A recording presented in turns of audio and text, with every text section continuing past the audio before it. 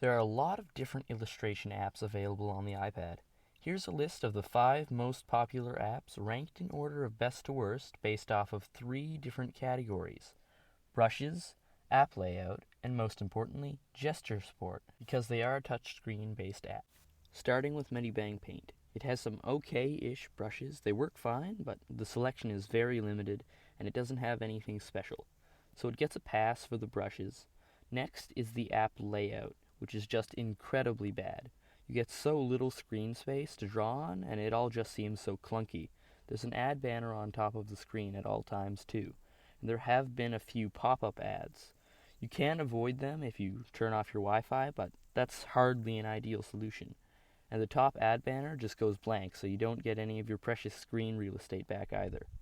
The gesture control isn't great. It has tap with 2 fingers to undo and 3 to redo, but it doesn't work every time, so again, not great.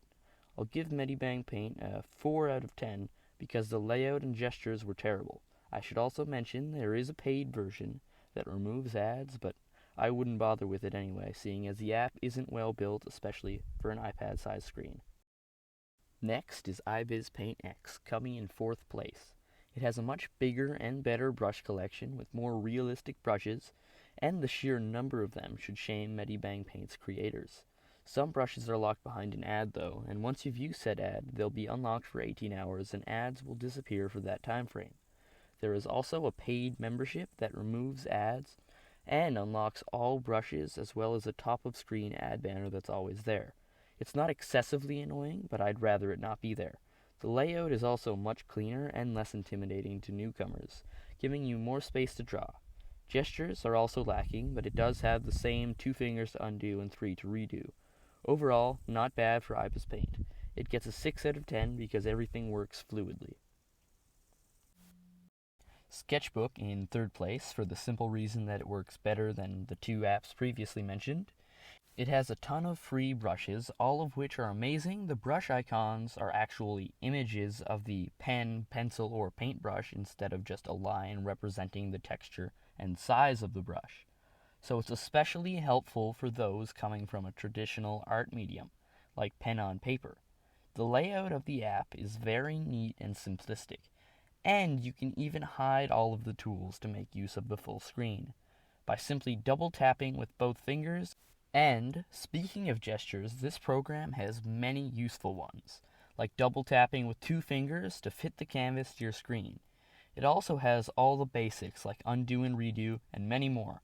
Sketchbook is a free app and doesn't have any ads, although it does have a paid version, though it's not really necessary as it only allows premium features that 90% of people don't and won't need.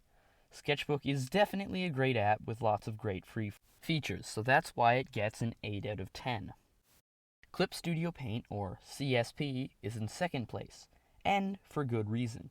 It has so many features and brushes. It also has its own store, where people make and sell brushes, some of which are even free. The layout isn't really beginner-friendly, but they recently-ish released a simple mode that makes it, well, simpler. It's also similar to Procreate when in simple mode, which I find to be a bonus because it's a lot easier to use. Gestures are not the best, but they're decent.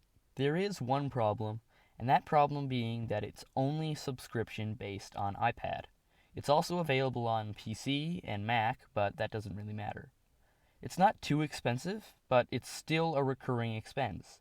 CSP also has a lot of brush lag when using big brushes. I'm not sure if that only happens on the cheaper iPads, though either way I'm going to be lowering its score. So with that in mind, I will be giving Clip Studio Paint an 8 out of 10. Before I get to my honorable mention, I would like to thank you for making it this far into my video, and would ask you to please leave a like, comment an idea for a future video, or if you've really enjoyed, subscribe. It's free. On with the video. Adobe Fresco. I didn't really have a place to put this, considering it's a top 5, not top 6, so I decided to just put it here. The brushes are outstanding, especially the live ones like watercolor, as you can see on screen. The layout is also relatively simple, and the gestures are pretty good. It's mostly free, though there are a few membership options, but it's still a great without them. 9 out of 10 Fresco. Good job. Now for number 1, Procreate. It has more brushes than I could possibly need. They're all adjustable, and you can make and import custom brushes within the app. The app itself is extremely well built and simplistic. At first it looks as though there isn't much, but there is in fact a lot hidden beneath just a few taps of your fingers. The program is raster-based, not vector, so if you're expanding something, it gets pixelated.